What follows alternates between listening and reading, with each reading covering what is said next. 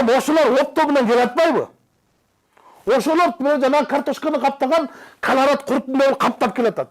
Мен айласыз эле баратам азыр жогорку кеңешке. Ошолор аз болсун деп.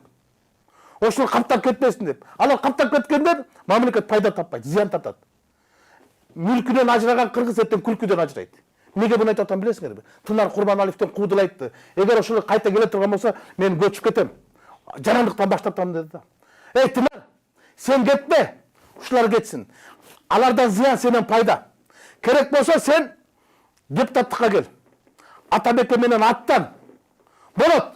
Жап-жаштыкка болот. Депутаттар куудул болсо куудул, депутат болсо болбойт бекен. Жап-жаштыкка болот. Тетигине Украинада куудул деле президент болот атпайбы?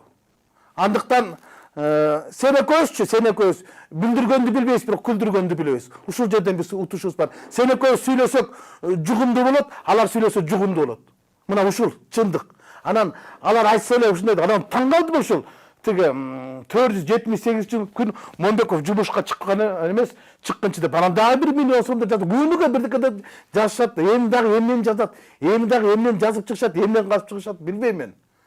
Уже эми элдер ишенбей калды да. Булар канчалык жамандык сайын кара пиар, тоже пиар дегенде кайта мага эле жакшы кылып атат. Менин баркымды көтөрүп атат. Урматтуу кыргыз калкым, ушулар жазган нерсеге да фейк неменеге ишенбей эле койгула. Эгер бир маалымат керек болсо, менин Instagram баракчама же сатыгына мага эле суроо берсеңер, мен мезгил менен ушул жака чыгып айтып берип турам, бул мындай деп. Булар урдуруп аткан, эртең мен дагы ууру кылат, бүрсүгүнү дагы тигини кылат. Анан жазып атып туруп, өзүм таң калам, көрүп алып турупчу. Таң калышты да ушу. Кыргызча айтканда зерикпейт экенсиң, орусча айтканда не скучно да, бирок бир чети пайдасы бар экен. Бекер неме? Мага пиар жасап берип атат. Ана мен бирок буну ким уюштуруп атканын билем. Буну ким жаздырып атканын билем. Урматтуу иним, жигит, сен кимдин өкүл баласы экениңди мен жакшы билем. Агандын кайсы жерде отурганын мен жакшы билем. Анын орун басары азыр журналисттерге канча акча таркатып, чуркап жүргөнүн андан да жакшы билем. Канча тролду багып жатканы, канча акча төлөп жатканды, кимдерди жамандап жатканыңды, кайсы кабинетте отурганыңа чейин билем. Эртең иним, сен дагы депутат болуп кал. Барган жатасыз да, кайсы партия менен билем мен сени.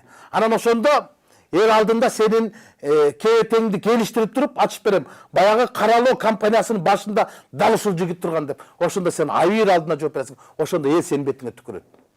Мен сага эскертип коеюн дедим.